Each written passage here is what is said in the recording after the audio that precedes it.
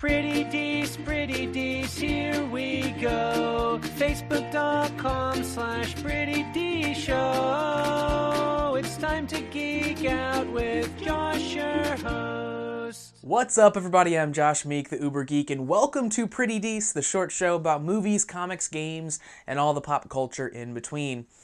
Today, Mortal Kombat 11 was announced, and it's the third in a kind of rebooted Mortal Kombat series that started with 2011's game just called Mortal Kombat. That was the 9th game in the series, and it brought this long-running fighting game franchise back to its roots. It made the game 2D again. They had dabbled in a 3D fighting game for a while where you could move around in a 3D space. So the graphics were still 3D, but it brought it back to a 2D plane. And it retold the story of the first games. So it was a rebooting of the series. That kind of continued with Mortal Kombat 10, continued on with the story, added more characters, and more to do.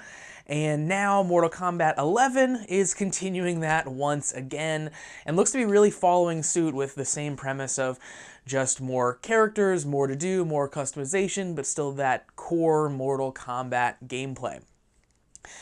Now, the Mortal Kombat story has kind of been bonkers from the very beginning, full of ridiculous, over-the-top characters, insane ninjas, and robots, and cyborgs, and cops for some reason, and actors that turn into MMA fighters, and all kinds of ridiculous stuff. And this game is going to be no different. It follows the story of 9, kind of picks up where 9 leaves off, but also introduces a new character named Kronika, and she can control time, and it seems like the premise is going to be her pitting different versions of the Mortal Kombat characters against other versions of themselves. So 2 different versions of Raiden, for example. Now, that works nicely with one of the other features of this game that's being added, and that is a very rich customization system. This is really, it seems to be a feature lift just pulled directly out of another game from NetherRealm Studios, Injustice 2.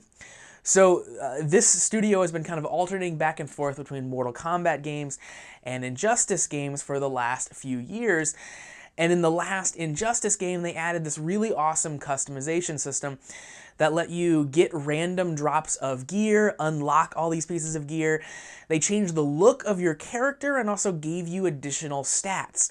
So, you know, for someone like me who wasn't really looking to get insanely good at the online for Injustice 2, I don't want to learn the minutia of the fighting game just to be able to win fights online. I'd rather just play offline. I was able to do that and feel like I was still accomplishing something by just grinding the AI for better gear. And it turned the game into kind of a little bit of a mini RPG, which I much appreciated, and again, added a lot of replayability for me. So I'm happy to see that that's going to be a part of Mortal Kombat 11 here, and it'll be super cool. That was a really fun thing to find different pieces of gear and see what they look like on my fighter. I love that they were visual in addition to giving me additional stats. So I think that's really going to add a lot of replayability to my time with Mortal Kombat 11. Now, graphics-wise, this game looks absolutely amazing from what they've seen so far. If you're new to Mortal Kombat, this is the first time you're seeing anything about Mortal Kombat, you'd probably be shocked by the intense level of gore in this trailer. It is insane. It is over the top, ripping people's faces off and ripping spines out. But if you've seen Mortal Kombat before, you know that that is pretty much par for the course. From the very beginning, this game was under fire from parent groups because of how ridiculously, insanely violent it was, and they've kept that up throughout the series. We as a country don't seem to care about that much anymore, but it's always kind of been consistent. I feel like back in the day, however, the Mortal Kombat gore was maybe a bit goofier. You had situations where a character would blow up and he'd shoot out, of course, blood and guts, but also like a dozen rib cages for some reason. So yes, it was always over the top, but it was playing a little bit funnier than it is now. And it could just be that the graphics are much more realistic, but it comes across as much more brutal and less kind of winking and nodding than it used to.